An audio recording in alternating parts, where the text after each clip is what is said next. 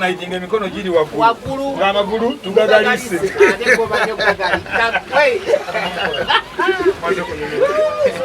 abiri bangambe mu ye yazije mu komere Sudan naye ngoje bunyene bidongo webale Chiaga di Chiaga muganda wange oyo no yaleta ekigambo nkudi oyo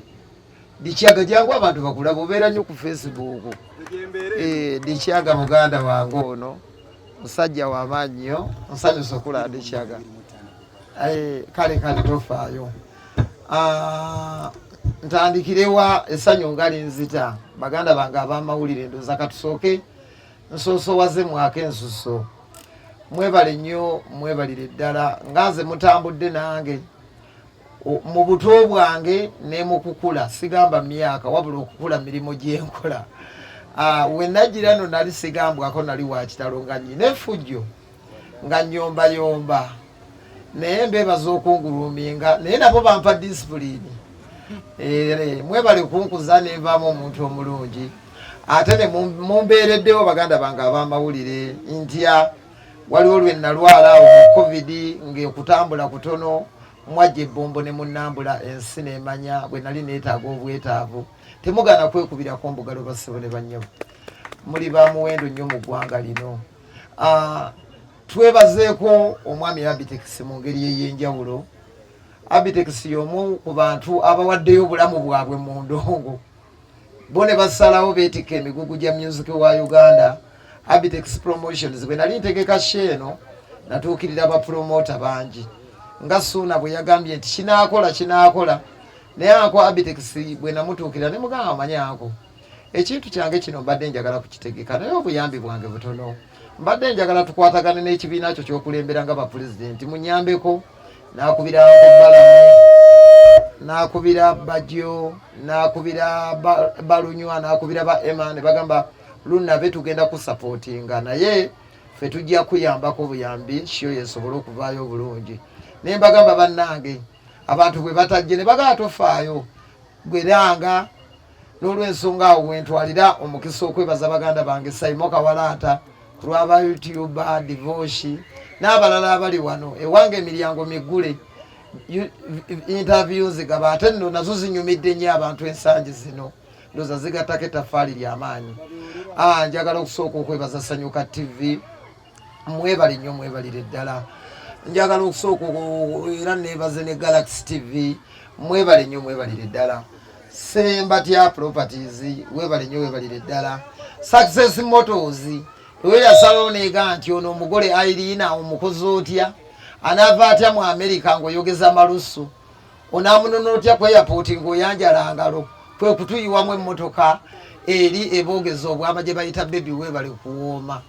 naye munzijeko akajanja okubeera nga temunzikiriza kuvuga ku mmotoka eyo buli lwenjivuga ne mugyolekeza ebigambo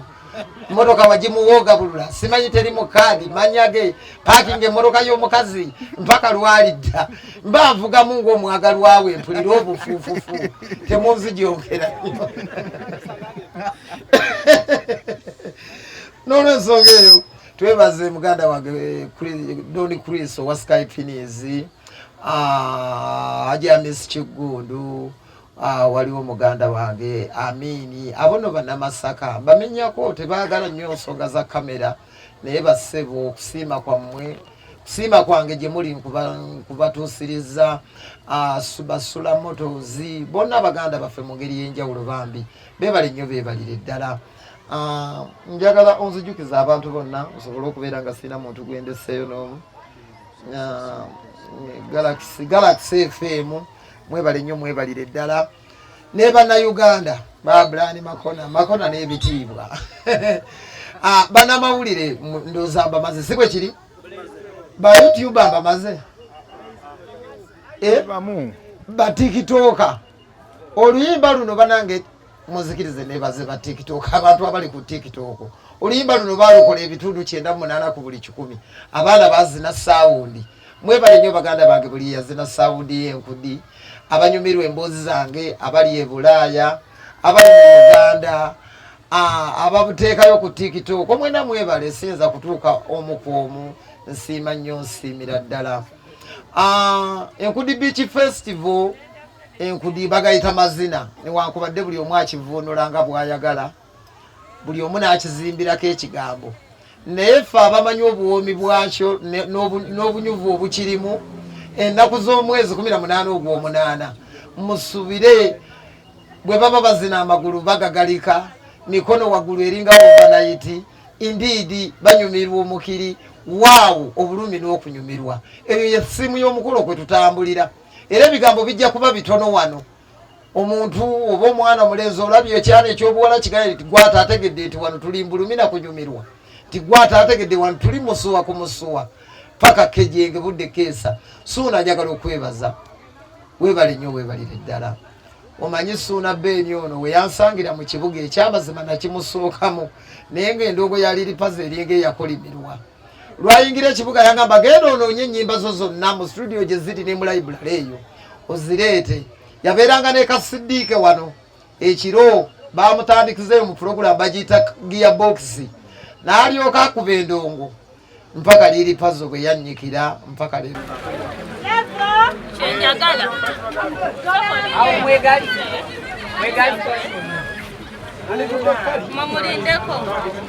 abanamiziki osooka kangamu goni muterezeka obwasinga obunyuma bunyuma tewekoya wumula joyagala jolaga gosimye goyita joyagadde josula obwasinga obunyuma mazibwe guli njagala okuyita bannayuganda mwenna ennaku z'omwezi nga 18 tugenda kubeera wano ku LB mpozi n'akalala okaleseeyo gwe musajja ali singo naye ng'enteekateeka z'obufumbo zonna ozifunira ddala mbujju ze musajja ali singo naye ng'enteekateeka z'obufumbo zonna ntambula nazo bukwakku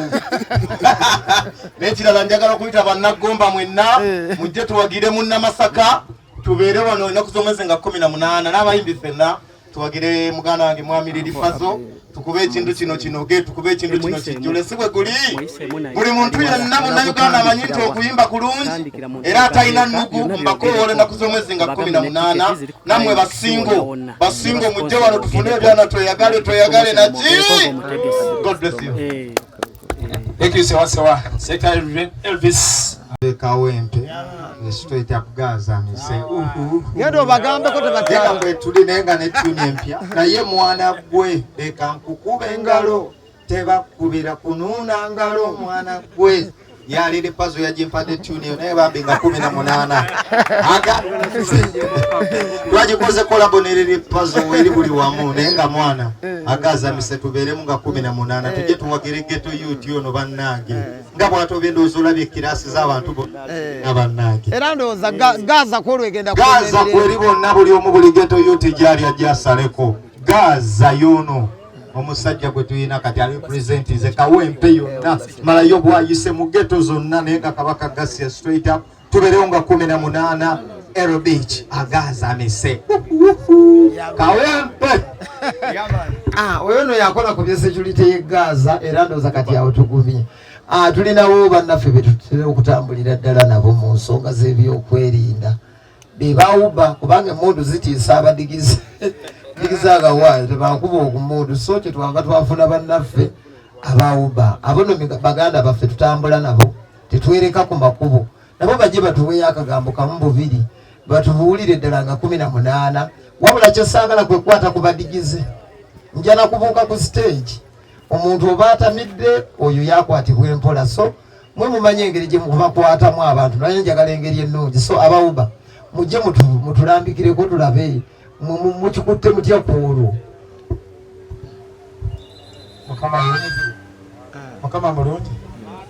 Assalamu alaikum wa rahmatullahi. Basebo ne banyabo ngafa abawuba tukolagana wamu n'ebitongole bya security byonna nze mbakakasa ngina kuz'omwezi 18 tukakuba ne era nga security y'olwaliro webadde mutegeze jangu ng'omanyi ebintu bijja kuba tulungi nnyo ne security ejja kuba nnungi neyanza se tweyanze nnyo tweyanzeeke waliwo mukulu